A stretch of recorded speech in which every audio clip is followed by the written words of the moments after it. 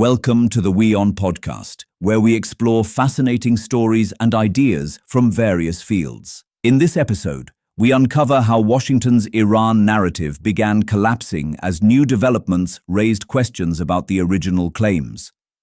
To understand how this narrative took shape, we must first look at the economic pressure that set the stage. The financial crisis in Iran did not emerge in isolation. Trump's maximum pressure policy on Iran was introduced in Trump's first administration and renewed immediately after he returned to the White House in January. In March 2025, U.S. Treasury Secretary Scott Bessent said that "making Iran broke again" was the slogan of the U.S. sanction policy. In 2017, before U.S. sanctions were imposed, Iran exported 2.5 million barrels of oil per day. In 2024, it dropped to 500,000 barrels per day. Iran utilized a fleet of 200 to 477 ghost tankers, reflagging, transferring ship to ship, and disabling ship transponders to raise it to $1.5 million barrels per day. But the U.S. sanctions increased the cost and reduced the profit margin due to high intermediary fees, shipping costs, and steep discounts. The returns were held in escrow accounts, which Iran cannot access to purchase goods of its choice, but must buy items that were allowed by the US, effectively turning the multi-billion-dollar oil trade into a glorified barter system. In 2015, when the nuclear accord was implemented, the rial was trading at 32,000 to the dollar. Now, the rate has hit a peak of 1.75 million to the dollar. In February 2026, the U.S. Treasury Secretary Scott Bessent acknowledged publicly that the U.S. deliberately created a shortage of dollars to accelerate the collapse of the rial.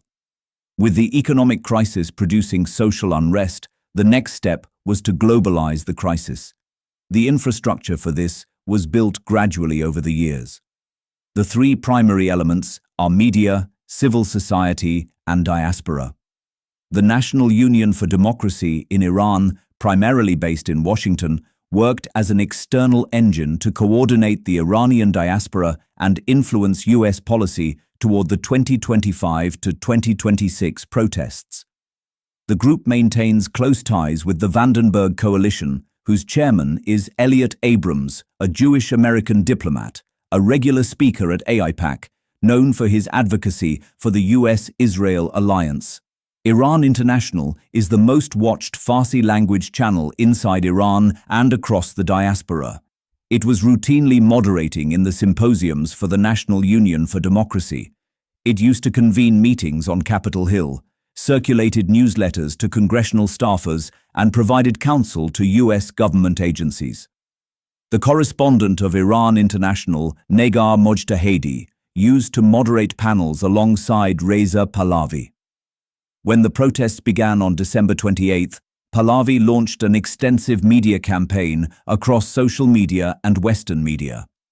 The American non-profit organization Net Freedom Pioneers, which received $150,000 in U.S. government funding, distributed Starlink terminals inside Iran to continue the protest. The covert operational layer of the manufactured uprising was not subtle, nor was it deniable. Mossad officially posted on X, "We are with you on the field." Former CIA Director Mike Pompeo made the comment again, implying that Iran was filled with Mossad agents. Then the CIA started actively supplying arms to the Kurdish groups to make the protests violent. On January 6, 2026, 7 major Kurdish parties, including the PDKI, Komala, and PJAK, issued a joint call for a general strike. The protests were observed across 39 cities and towns in Iranian Kurdistan, including Kermanshah and Ilam. They claimed attacks on IRGC positions in cities like Kermanshah and Isfahan between January 11 and 13. The IRGC captured more armed Kurdish groups trying to cross the border and capitalize on the January unrest. Now the CIA is actively pondering arming Kurdish groups to balkanize the region, which will inevitably draw Turkey into war. The US was involved in talks with Iran indirectly through Oman from February 6, 2026, with the aim of curbing Iran's nuclear stockpile. On February 27, Oman's foreign minister said that Iran agreed to degrade its nuclear capacity to unrefined levels in exchange for sanction relief. The pair was supposed to meet in the following weeks to finalize the details. Oman's foreign minister just stopped short of publicly announcing it. Trump launched an attack after weeks of build-up and lobbying by an unusual pair, Saudi Arabia and Israel. Oman's foreign minister, Saeed Badr bin Hamad al-Busaidi, expressed his dismay and stated that active negotiations had been undermined 2 times in June 2025 and February 2026. He is still actively pursuing a way to bring both parties to the negotiation table. In every layer of the operation, the manufactured crisis, the globalization of the crisis, the diaspora pipeline to legitimize those crises, feed them as evidence, and then the use of Mossad, the Kurdish proxy, to instigate violence and depict the regime as brutal instead of orthodox. All this rested on one foundational Western assumption, that the Iranian people, exhausted by economic deprivation and brutalized by its own regime, would be primed to revolt at a decapitating strike. The ecosystem they have created did not appreciate the spiritual authority of the Islamic leader. It was set to dehumanize Iranian faith and culture, so it did not account for their sensibilities. The result was a closed-loop diaspora feeding think tanks feeding Congress shaping intelligence priorities to confirm diaspora aspirations. It did not leave room for contrary arguments.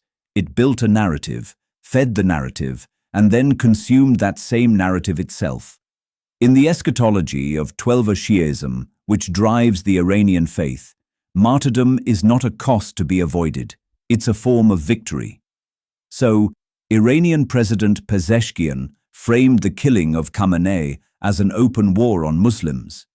The Western media was trying to show Iranians celebrating Khamenei's death, but they were grieving.